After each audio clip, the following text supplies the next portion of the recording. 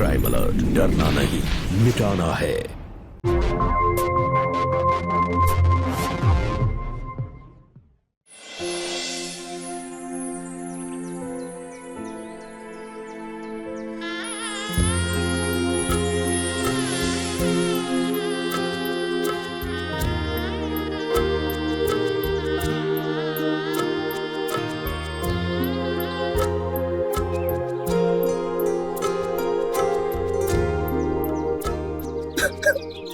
बस कर, over acting ज्यादा हो रही है। तू भी ना, तुझे तो पता है ना, शादी करना हमेशा से मेरा सपना रहा है।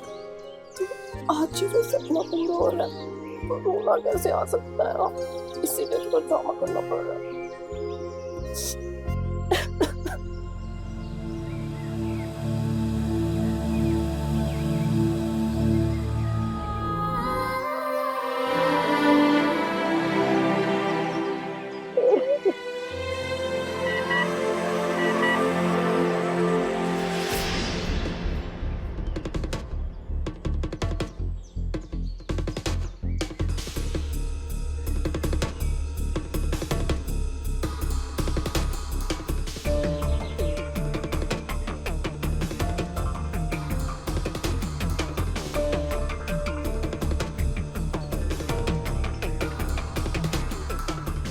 क्या हुआ बहन जी? वो लंबा सफर है ना, तो जरा 2 मिनट के लिए फ्रेश होने गई है, आ रही है।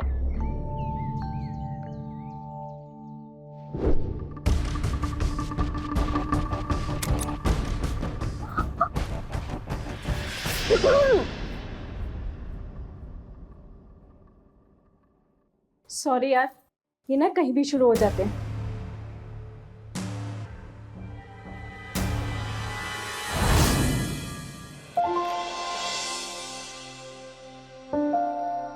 सॉरी यार, पागल, अपनी गुड लक में सॉरी नहीं कहते। सच बताऊं ना, मुझे भी हमेशा ना ऐसे ही प्यार करने वाला पति चाहिए, इनफैक्ट तेरे पति से भी ज्यादा। और उसके लिए तो तू कोई कसर नहीं छोड़ रही है। कहाँ है? ला तो सही, मैंने ना कल ही ऑर्डर किया था, जल्दी लेके आ।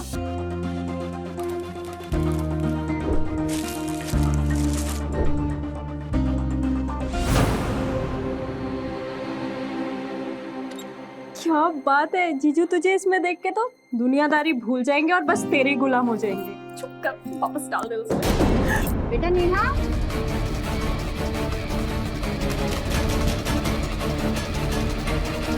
एक काम कर, इसे ना जाके मेरे बैग में डाल देना, ठीक है? मम्मी अभी आई।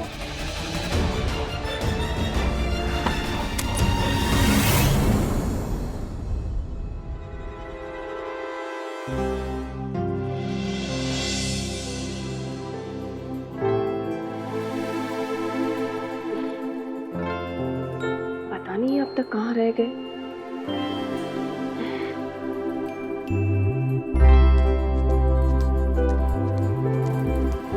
लगता है यार है।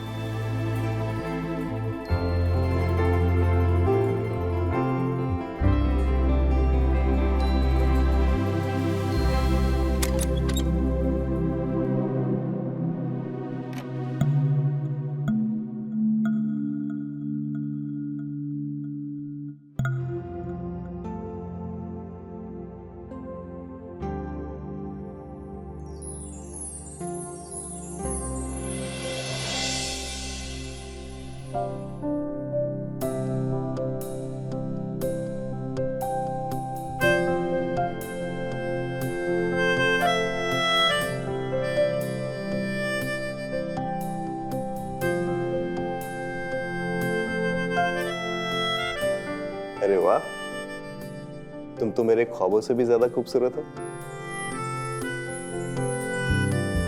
तुम्हारे लिए ना मैंने एक शायरी लिखी है, सुनो। एक तमन्ना है तेरा दिल चुराने की, एक तमन्ना है तेरे दिल में बस जाने की। चांद सा है तेरा चेहरा, डॉक्टर रॉड्रिगो फ्रेम। सॉरी, वो मैं यूपीएससी की तैयारी कर रहा हूँ ना, तो मेरे दिमाग में ऐसे सवाल जवाब चलते रहते हैं। अभी मैंने WHO के इंडियन रिप्रेजेंटेटिव का नाम याद किया था, भूल गया था, अचानक से याद आ गया। यूपीएससी मैंने शादी से पहले सुना था, पर ये होता क्या है मुझे नहीं पता। यूपीएससी एक एग्जाम होता है जिसको पास करने के बाद मैं कलेक्टर बन जाऊंगा और तुम कलेक्टर रानी। पिछले 5 साल से मैं इसके एग्जाम्स दे रहा हूँ, लेकिन इस बार मुझे पूरा यकीन है कि मैं जरूर पास हो जाऊंगा इसमें। अच्छा चलो, मैं अपनी शायरी पूरी करता हूँ। नहीं, रहने दो, तुमने तो पूरी मूड की रेट पीट दी।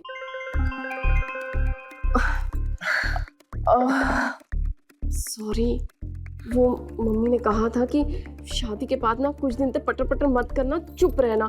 पर मैं ना, मेरी ना आदत ही है, हमेशा मैं ना कुछ भी बोल जाती हूँ, पटर पटर करती रहती हूँ। अरे पता है, इसी वजह से ना मुझे तो एक बार कॉलेज से भी रेस्ट्रिकेट कर दिया गया था। और पता, अभी भी पटर पटर बोल रही हूँ। अरे अच्छा है, तुम्हें ज्यादा बोलने की आदत है और मुझे कम बोलने की। हमारी जोड़ी खूब जमेगी।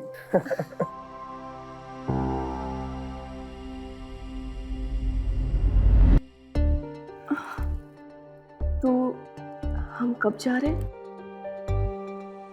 कहाँ? हनीमून पे? वो तो मैंने अभी डिसाइड नहीं किया। अच्छा क्या नहीं बुलाया? तुम ना ये सब मुझ पर छोड़ दो, मैं कोई अच्छी सी जगह डिसाइड कर लूंगी। तुम जरा पटर पटर बोलना बंद करोगी? ये बातों में गुजारने वाली रात नहीं है, समझी?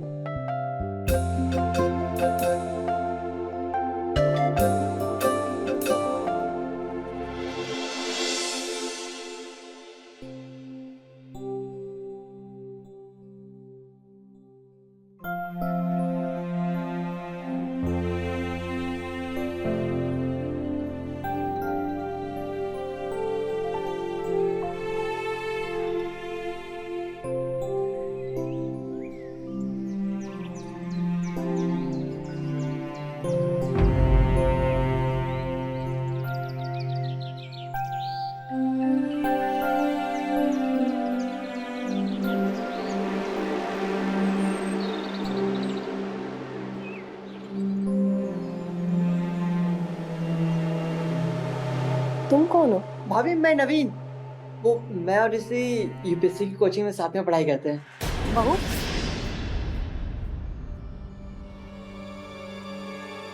नवीन, तुम यहाँ? कहा था ना मैंने कि ऋषि बाहर है। आंटी वो मैं तो बस भाभी जी को गुड मॉर्निंग कहने के लिए आया था, मैं बस जा ही रहा था। ठीक है भाभी, चलता हूँ, बाय। और बहू ये क्या, तुम अब तक तैयार नहीं? हमारे यहाँ का रिवाज है, बहू सुबह 6 बजे उठकर नहा धो के तैयार हो जाती है। तुम्हें पता है ना, आज तुम्हारी मुंह दिखाई की रस्म है, सारे मेहमान भी आने शुरू हो गए। तुम जल्दी से नहा धो के तैयार हो गए, नीचे आ जाओ। जी मम्मी जी।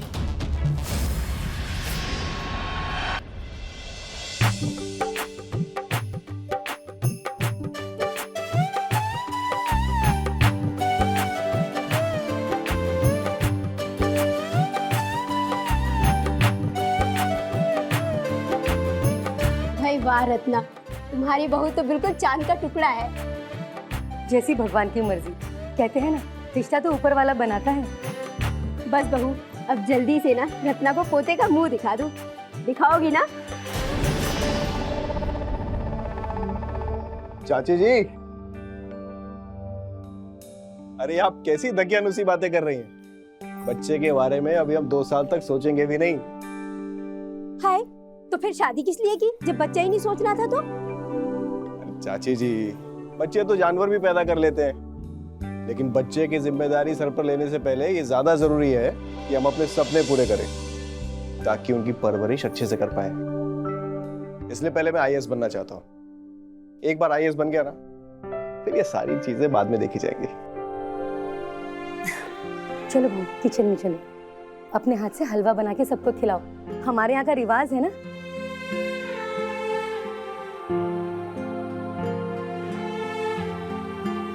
ये लो बहू, ये रही तुम्हारी रसोई। अब जैसा भी आता है ना वैसा हलवा बना लेना, ठीक है? जी मम्मी जी। अच्छा ठीक है।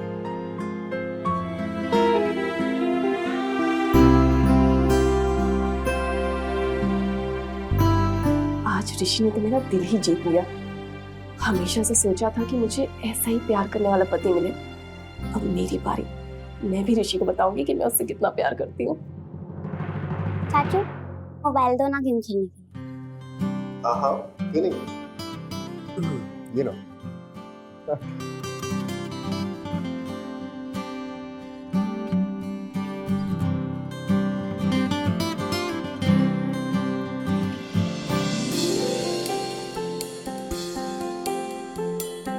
ऋषु बेबी, यस, आज से मैं तुम्हें यही बुलाऊंगी और मैं तुमसे ये कहना चाहती हूँ कि आई लव यू।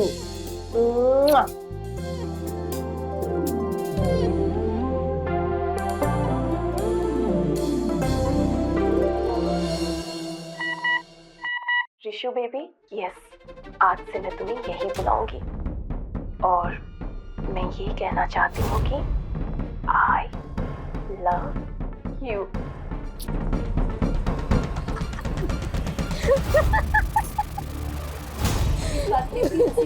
अरे वाह रत्ना, तुम्हारे बेटे और बहू तो सच में बड़े ही मॉडर्न निकले। बेटा एक बार दोबारा सुना दे जरा। ऋषु बेबी, यस, आज से मैं तुम्हें यही बुलाऊंगी और मैं तुमसे ये कहना चाहती हूँ कि आई लव यू।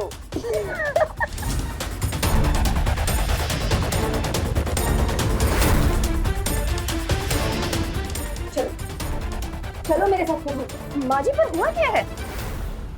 माँ जी, ये क्या किया तुमने बहू? हाँ, अरे लाज शर्म है कि नहीं? सबके सामने तुमने मेरी नाक कटा दी। तुम्हारी माँ ने यही संस्कार दिए क्या तुम्हें? माँ जी बस कीजिए, और मम्मी जी पर तो आप मत ही जाइए। क्या क्या बोली? एक दिन हुआ नहीं आके मुझसे जबान लड़ा रही है? हाँ, बस भी करो रत्ना। बहू, तुम जाओ।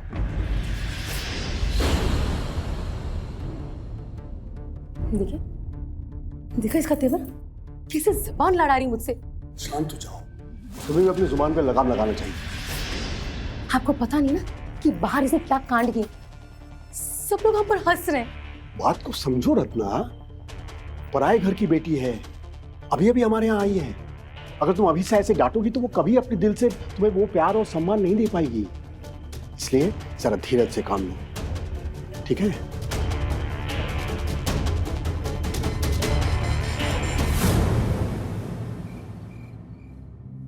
भाभी जी, हम घर जा सकते हैं? ठीक है जाओ, पर जाने के पैसे काटूंगी। हम सुबह से लगे हैं। तो मुझ पर कोई एहसान नहीं कर रही हो। जितना काम करोगी उतने ही काम के पैसे मिलेंगे, समझी?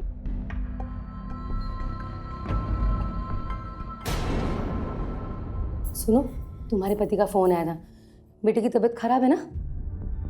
बेटे का बुखार बहुत बढ़ गया। तुम घर जाओ, उसका ध्यान रखो। तो बाकी का काम बहू है ना, कर लेगी। जाओ तुम जाओ। हाँ,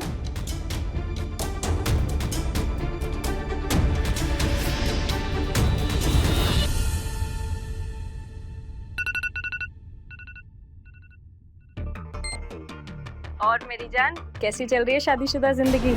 जैसा सोचा था वैसा तो बिल्कुल भी नहीं। क्यों, क्या हुआ? यार, मैंने सोचा था कि शादी के बाद पति के साथ फुल टाइम रोमांस करूंगी, पर यहाँ तो पति से ज्यादा ससुराल वालों की उम्मीदों का बोझ झेल रही हूँ। शादी के बाद ये सब एडजस्टमेंट करने पड़ते हैं यार, लेकिन जब पति एक बार काबू में आ जाए तो अपना ही राज है। वैसे तो तू ठीक ही कह रही है यार। अच्छा सुन, मैं ना तुझे वीडियो कॉल करती हूँ, तुझे कुछ दिखाना है। ओके।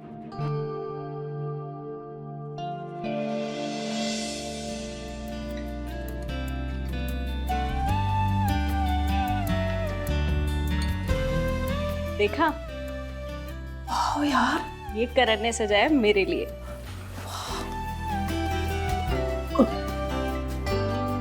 क्या कर रहे हो? नहीं है वीडियो कॉल पे? आए नेहा, तुम ना बाद में फोन करो, अभी ना हम थोड़ा बिजी हैं। Okay okay okay, bye. वाह नेहा, नेहा तुझे भी ना ऋषि को ऐसे ही अपने कंट्रोल में करना पड़ेगा, अपने प्यार का जादू चलाना पड़ेगा, तभी तू ऋषि को और इस घर को अपने कंट्रोल में कर पाएगी।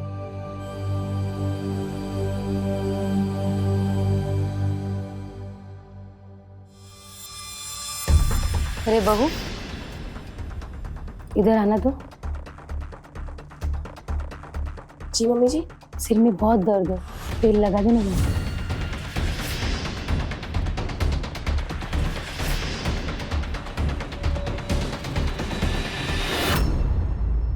अरे क्या हुआ? कुछ नहीं माँ जी, मैं लगा देती हूँ।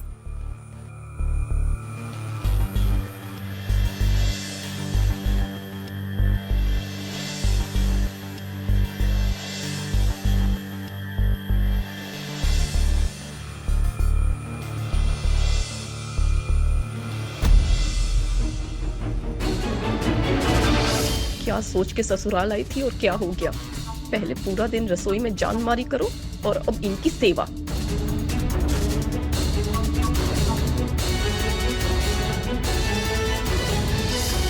अरे बहू, बस बस कर।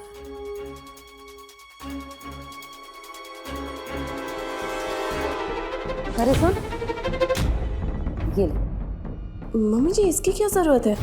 रख ले, शगुन के हैं, ले।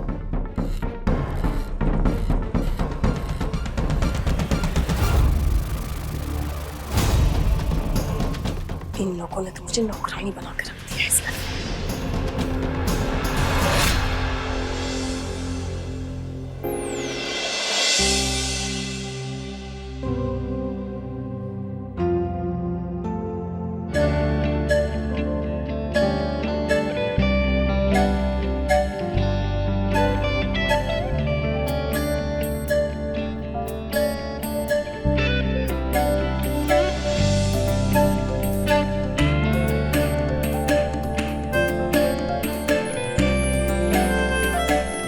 नेहा,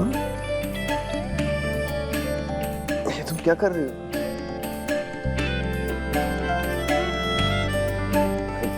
मुझे सोने दो यार, कल सुबह जल्दी उठना है। ऋषि, ये क्या तरीका है? हाँ, मैं तुम्हारी बीवी हूँ, कोई नौकरानी नहीं। दिन भर किचन में खटो, फिर माँ जी के ताने सुनो, फिर अब तुम मुझसे ऐसा बर्ताव कर रहे हो? I am sorry Neha. अच्छा मुझे बताओ, मैं तुम्हारे इस सुंदर से चेहरे पर मुस्कान कैसे ला सकता हूँ, बोलो? अगर तुम्हें मेरे चेहरे पर मुस्कान लाना है तो तुम मुझे हनीमून के लिए स्विट्जरलैंड ले चलो। अगर स्विट्जरलैंड महंगा है तो फिर हम मालदीव्स चलते हैं ना। नेहा, हम अभी कहीं नहीं जा सकते प्लीज। पर क्यों?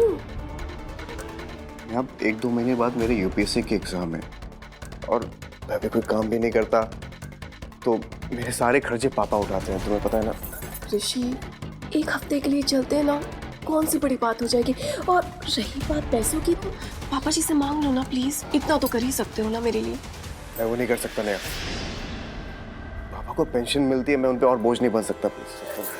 मैं सिर्फ तुम्हें अपनी पड़ी है ना, मेरी खुशियों का, मेरे अरमानों का क्या? हाँ ऋषि, तुम चिल्ला क्यों रहे हो? धीरे से बात कर सकते हैं, पापा मम्मी सुन लेंगे। सुनते हैं तो सुनने दो, मुझे कोई फर्क नहीं पड़ता। आखिर उन्हें भी तो पता चले कि मेरी इस घर में क्या हालत हो रही है। देखो रे, आप तुम प्लीज गुस्सा थूक दो। एक बार मैं आईएएस बन गया ना तो फिर पक्का तुम्हें। आईएएस तो तुम कभी नहीं बनने वाले। मुझे तो नहीं लगता कि तुम ये एग्जाम भी पास कर पाओगे। अरे जो तुम पिछले 5 साल में नहीं कर पाए वो आप क्या कर लोगे? हाँ, कौन से झंडे जाके गाड़ दोगे? मेरी किस्मत फूटी थी जो मैं तुम्हारे पल्ले आके पड़ गई। नेहा, अगर तुमने अब एक शब्द भी और बोला ना तो मैं बता रहा हूं तुम्हें। क्या करोगे? क्या करोगे? हाँ, हाथ उठाओगे मुझ पर? क्या करोगे बताओ ना, क्या करोगे? कर रही तुम्हें बोल बोला। अरे क्या छोड़।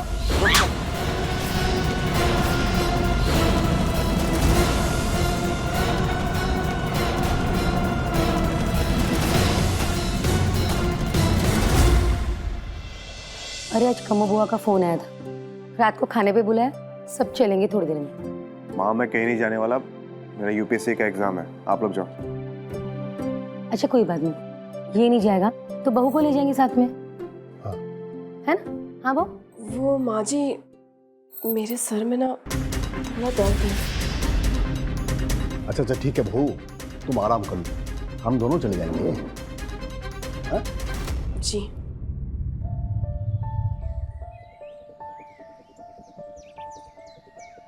हम आते हैं बहू। उस रात में ऋषि पर कुछ ज्यादा ही भड़क गई, पर आज अच्छा मौका है अपने और ऋषि के बीच आई दूरियां खत्म करने का। दरवाजा बंद कर ले बहू। आए हुए 2 दिन नहीं हुए, झूठ बोलना शुरू कर दिया इसने। इसमें कौन सा पहाड़ टूट पड़ा? क्यों, अपने दिन भूल गई? हम भी तो न जाने क्या क्या झूठ बोला करते थे। चुप करी। चलो भाई। यूपीएससी की परीक्षा देने के लिए कड़ी से कड़ी मेहनत करनी पड़ेगी। दिन रात एक करना पड़ेगा। कोई भी मंजिल हासिल करने के लिए मेहनत तो जरूर है।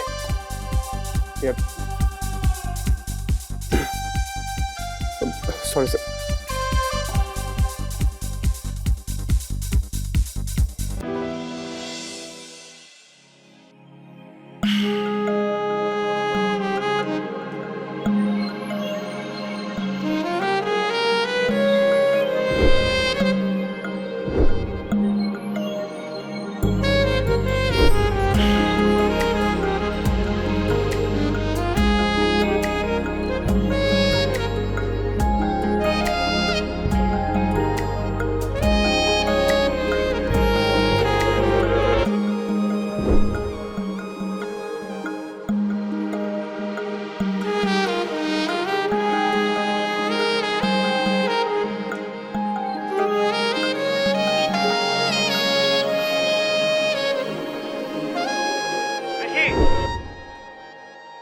यहाँ ऑनलाइन क्लासेस पे पढ़ने आते हो या ऐसी फर्जी हरकतें करने?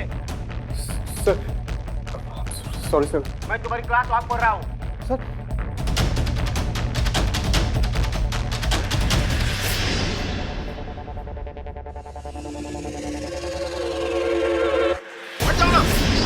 अब मेरे सर पे क्यों खड़ी?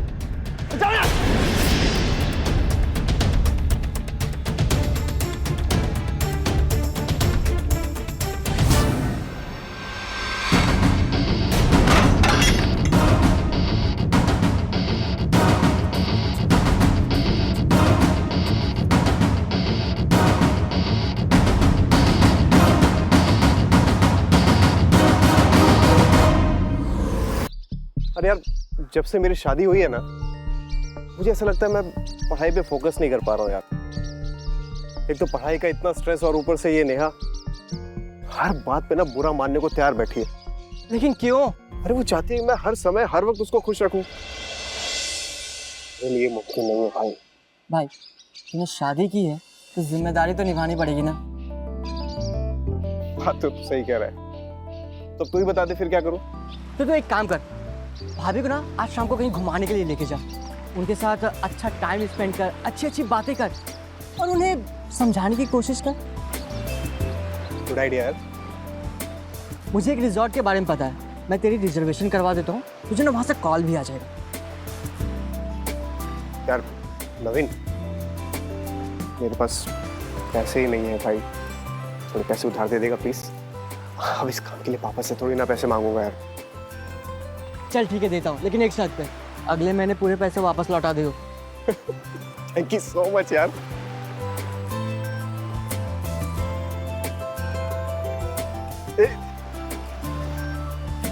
मेरा सबसे अच्छा दोस्त है। हाँ हाँ चल ठीक है ठीक है ठीक है, चल चल टाइम चल। Thank you.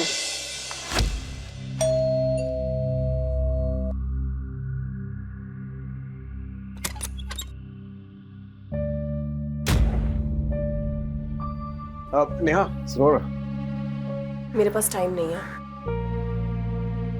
तब चाय मिलेगी प्लीज?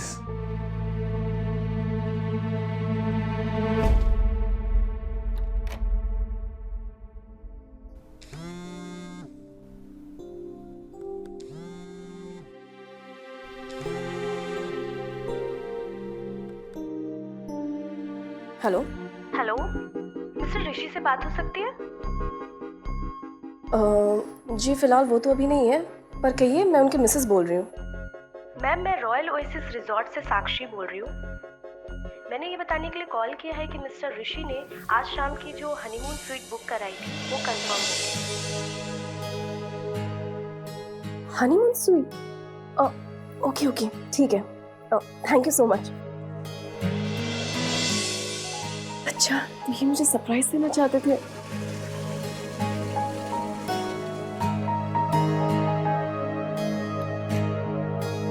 चाय।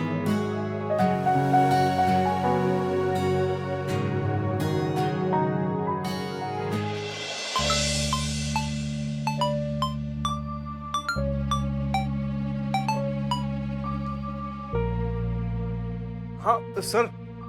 ऋषि, आधे घंटे में अपनी कोचिंग में एक गेस्ट लेक्चर आने वाला है, तुम वो सेशन मिस मत करना, ओके? जी sir, thank you so much sir, आपने कॉल किया। मैं बस निकल रहा हूँ अभी सर। जी।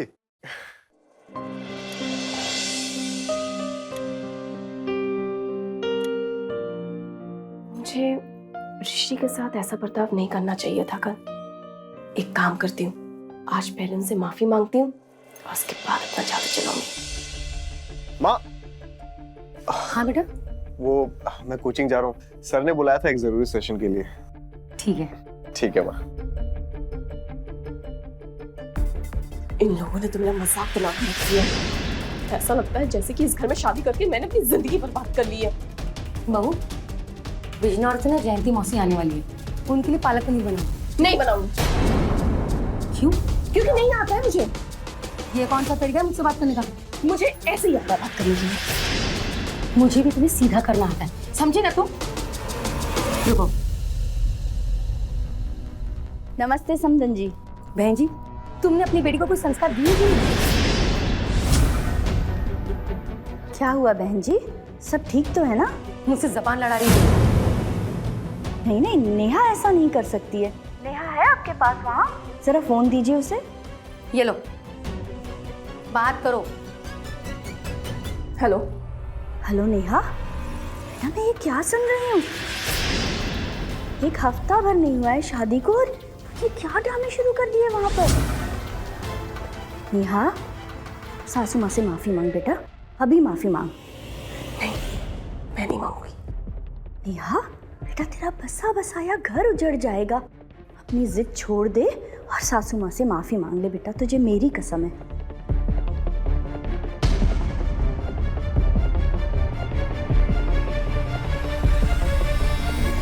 मम्मी जी, मुझे माफ कर दीजिए। मुझे आपके साथ ऐसा बर्ताव नहीं करना चाहिए था।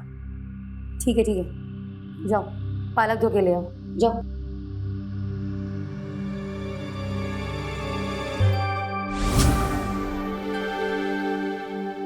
इसे 2 मिनट ऐसे ही चलाते रहना। हाँ, अरे लगता है जयंती आ गई। लो, संभाल लेने से। ये शादी में बर्बादी कर रही है मैंने। एक वो मेरा पढ़ाकू पति और एक ही मेरी अकुल सास। काम करती हूँ, अभी दिमाग ठिकाने लगाती हूँ।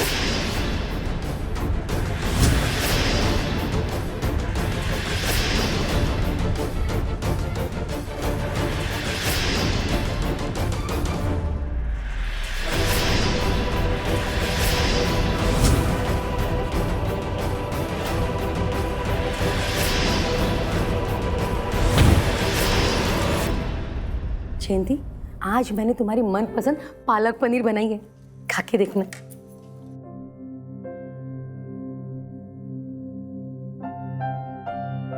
खुशबू तो बहुत अच्छी आ रही है। खाने में भी स्वादिष्ट होगा, खा के देखना। ये लीजिए।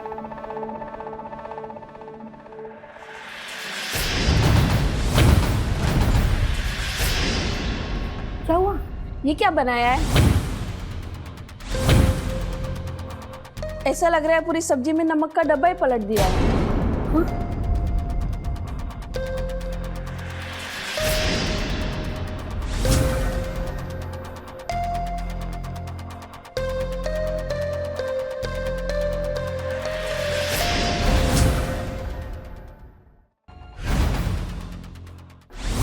आज तेरी पति ने फिर से मेरी नाक कटा दी। पता है, जयंती मौसी आई थी तो उसने जानबूझकर सब्जी खराब बनाई। प्लीज इस सास बहू के पिछड़े में मुझे मत घसीटो।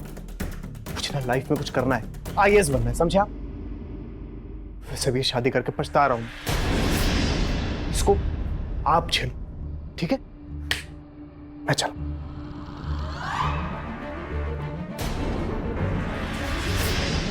मेरी जिंदगी बर्बाद करने के बाद मैं ही अब इस घर पर बोझ बन गई हूँ। यहाँ हर इंसान अधूरा होता है, तभी तो पति पत्नी एक दूसरे के पूरक कहे जाते हैं, जो अपने प्यार, विश्वास और भावनात्मक सहारा देकर एक दूसरे के अस्तित्व की रिक्तता को भरते हैं। और इसी वजह से इंसान न केवल अपनी निजी जिंदगी में बल्कि प्रोफेशनल जिंदगी में भी आगे बढ़ता है और तरक्की हासिल करता है। नमस्कार, मेरा नाम सुधा चंद्रन है और आज हम देख रहे हैं पति, पत्नी, सपनों और महत्वाकांक्षाओं की एक ऐसी कहानी जो हमें भी अपने रिश्तों की प्राथमिकता के बारे में सोचने के लिए मजबूर कर देगी। ऋषि और नेहा दो अलग व्यक्तित्व के इंसान थे। दोनों की जिंदगी की प्राथमिकता भी अलग थी। उन दोनों के बीच चल रहे मनमुटाव की वजह भी यही थी। दिन ब दिन ऋषि और नेहा के बीच की ये दूरियां बढ़ती चली जा रही थी। तो क्या अब इन दोनों की दूरियां इस कदर बढ़ जाएगी और एक ऐसी खाई बन जाएगी जिसमें ऋषि और नेहा के सुखी जीवन की उम्मीद नष्ट हो जाएगी? आइए देखते हैं। ओफो, आ रही हूँ ना। कौन इतनी जोर जोर से घंटी बजा रहा है तब से? अरे बाबा रुको। सरप्राइज। चाली तू कैसा लगा मेरा सरप्राइज? बहुत अच्छा। आजा।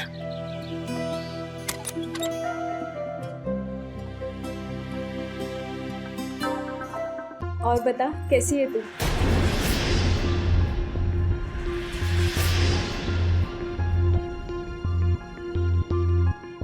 कुछ भी ठीक नहीं है शालिनी। जब से इस घर में आई हूँ सब कुछ गलत ही हो रहा है। सास तो सास, ये भी मुझे बोझ मानने लगे हैं। तू उस बुद्धि की परवाह करना छोड़ दे। तुझे सिर्फ अपने पति की परवाह करनी चाहिए यार। ऋषि, तुझे पता है शालिनी, ऋषि तो मुझसे सीधे मुंह बात तक नहीं करते हैं। तुझे अब कुछ ऐसा करना होगा जिससे कि जीजू को तेरी कीमत पता चले। मतलब ये कि तुझे जीजू को जलाना होगा।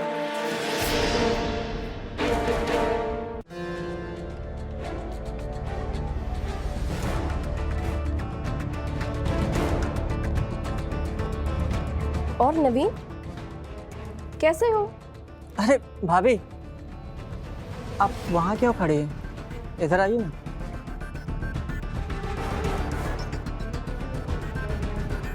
और बताइए कैसा चल रहा है? क्या ही बताऊं, तुम्हारा जो दोस्त है ना, बड़ा ही बोरिंग है। तो एक काम कीजिए ना, मेरे साथ कहीं बाहर चलिए। वादा करता हूँ आपको बोर नहीं होने दूंगा। अब I mean, आप, मैं और ऋषि। वैसे सच कहूँ ना तो ना ही आए तो अच्छा है। नेहा,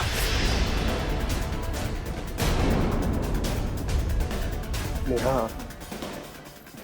कितनी बार मना किया, कम से कम पढ़ते समय तो डिस्टर्ब मत किया करो प्लीज। अच्छा ठीक है, नहीं तंग करूंगी।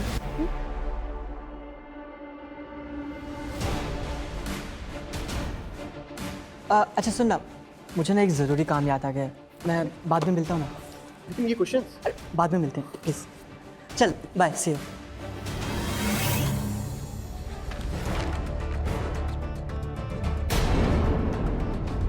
ये किसने फेंका? जितना तुम मुझसे मिलना चाह रही हो, मैं तो उससे कई ज्यादा तुमसे मिलने को बेकरार हूँ। अब मेरी इस परेशानी का इलाज तुम्हारे पास है।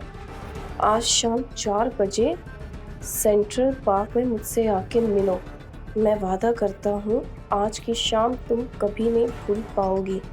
तुम्हारा नवीन। हे भगवान, यही दिक्कत है इन मर्दों की, बहुत जल्दी गलतफहमी पाल लेते हैं। इससे पहले कि नवीन कुछ और सोचे, मुझे उसकी ये गलतफहमी दूर करनी होगी।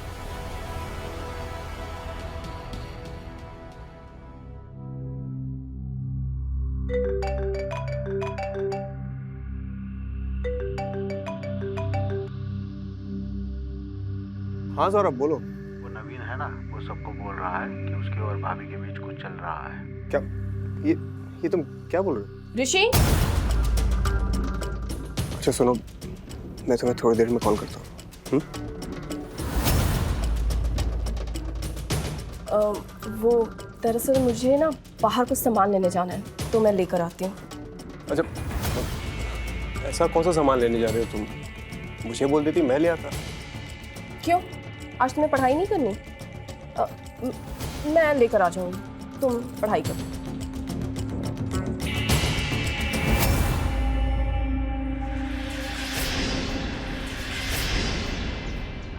नवीन, भाभी भाभी वो ये आई मीन क्या हो रही है? हाँ? कुछ नहीं। तो मेरे बारे में क्या बता रहा है? हाँ? बोला भाई मैंने कुछ नहीं बोला, मैं अपनी मर्जी से नहीं आया, इसने मुझे बुलाया था। जी ये तुम दोनों वाइफ हस्बैंड का आपस का मामला है, तुम लोग खुद संभालो, मैं जा रहा हूँ। वाह, अच्छा दोस्त चुना है तुमने, जो अपनी जिम्मेदारियों से भागता है। एक नंबर का फट्टू।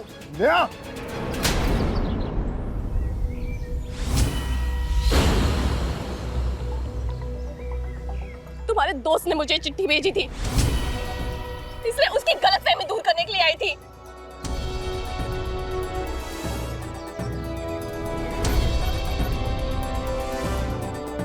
तुम्हारी इन हरकतों ने उसके दिमाग में फितूर डाला होगा, समझे तुम? हाँ, किया था मैंने फ्लर्ट उसके साथ, क्योंकि मैं तुम्हें जलाना चाहती थी। हमेशा से एक ऐसे पति का ख्वाब देखा था जो सिर्फ मुझसे प्यार करे, लेकिन तुम तो एकदम बेकार निकले। बात को समझने की कोशिश करो।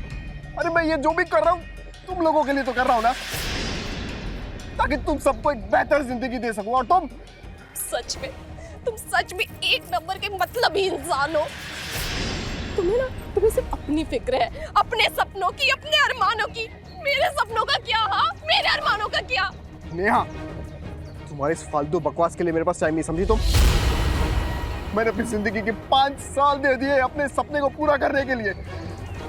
अब अगर इसको पूरा करने के लिए मुझे इस रिश्ते की कुर्बानी देनी पड़ी ना, मैं पीछे नहीं हटूंगा, समझी? समझी ना?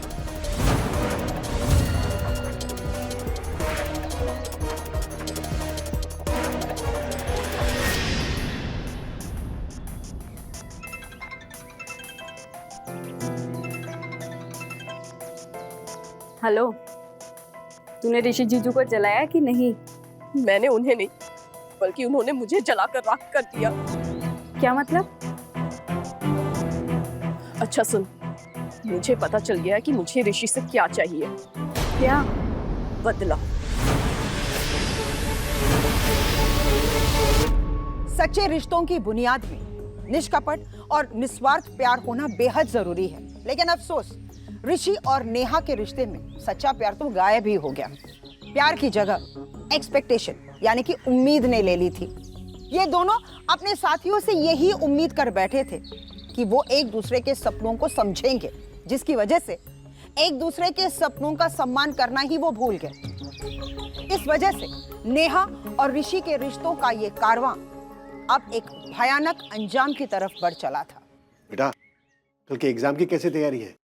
अच्छी चल रही है पापा, मुझे पूरी उम्मीद है इस बार मैं पक्का पास हो जाऊंगा। वाह, बहुत अच्छी।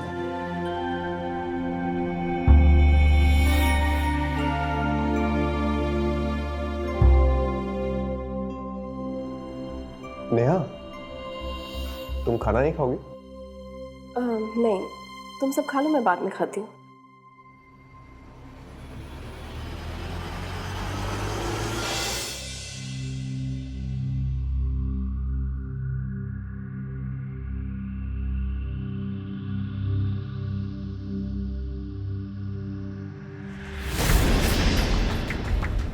दो बज गए। आज तो मेरा एग्जाम था, ये अलार्म कैसे नहीं बजा? माँ, पापा, माँ,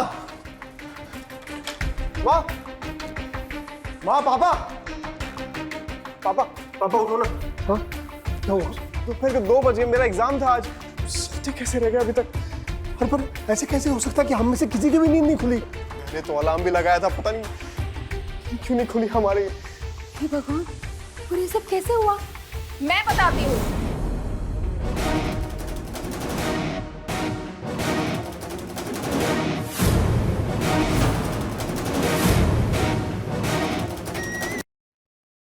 आप सब इसलिए सोते रह गए क्योंकि कल रात मैंने तुम सबके खाने में नींद की गोलियां मिला दी थी।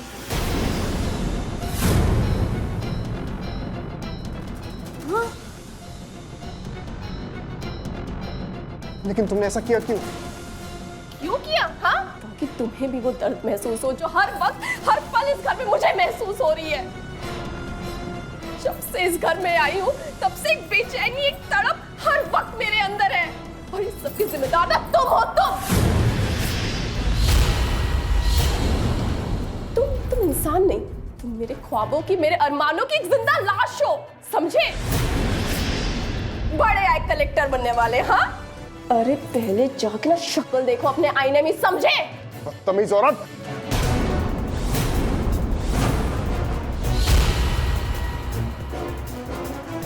तुम्हारी हिम्मत कैसे हुई मुझ पर हाथ उठाने की? हाँ, तुम भी इतनी हिम्मत जो ऋषि पर हाथ उठाए? हिम्मत अभी आप सबने देखी कहाँ है मेरी? हाँ, अभी आप सबको पता चल जाएगा कितनी हिम्मत है मुझ में। देखते रहना।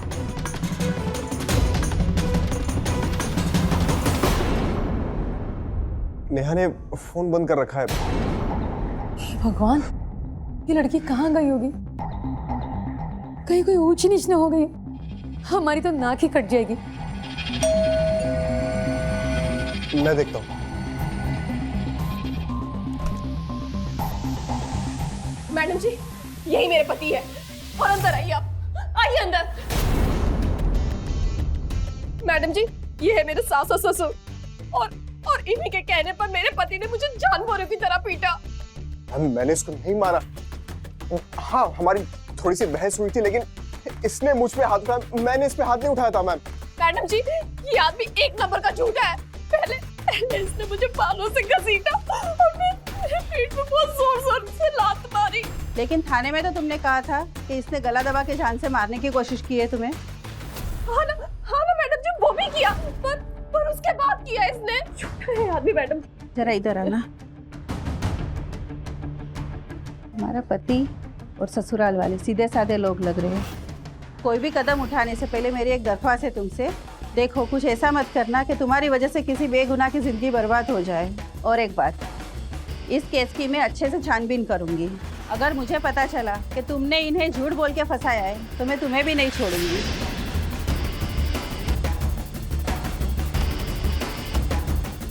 ठीक है मैडम जी,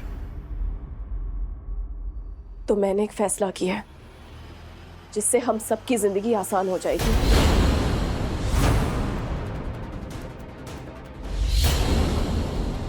क्या फैसला किया तुमने? यही कि अब मैं अपनी जिंदगी तुम्हारे साथ नहीं गुजार सकती। देखो बहू, जज्बाती होकर कोई भी फैसला मत करो, ठंडे दिमाग से सोच समझकर फैसला करो।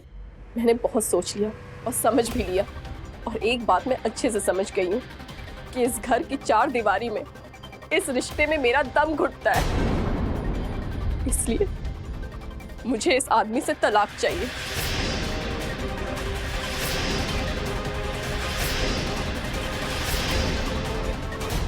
दुर्भाग्यवश नेहा और ऋषि का प्यार परवान नहीं चढ़ पाया। हालांकि अदालत में ऋषि ने नेहा को एक मौका देने की इच्छा जाहिर की थी, लेकिन नेहा ऋषि के साथ कोई संबंध नहीं रखना चाहती थी और उनका तलाक हो गया। हर विवाहित रिश्ते की अपनी चुनौती होती है, तभी तो शादी का दूसरा नाम एडजस्टमेंट, यानी कि दो इंसानों का आपसी सामंजस्य होता है। अक्सर अरेंज मैरिज, यानी कि परिवार द्वारा तय किए गए रिश्तों में लोग संवाद हिंसा का शिकार बनते हैं। इसलिए बेहद जरूरी है कि शादी से पहले होने वाले पति पत्नी अपनी इच्छा, आर्थिक, मानसिक और पारिवारिक परिस्थितियों के बारे में एक दूसरे के साथ खुलकर बात करें, ताकि शादी की बुनियाद सच्चाई की धरातल पर बनाई जाए, ना कि झूठे विचारों के जमीन पर। इसी विचार के साथ मैं सुधा चंदन आपसे विदा लेती हूँ। फिर मिलेंगे क्राइम अलर्ट के अगले एपिसोड में एक नई कहानी के साथ। तब तक के लिए आप सेफ रहे, अलर्ट रहे और देखते रहे क्राइम अलर्ट, जुर्म के खिलाफ आवाज।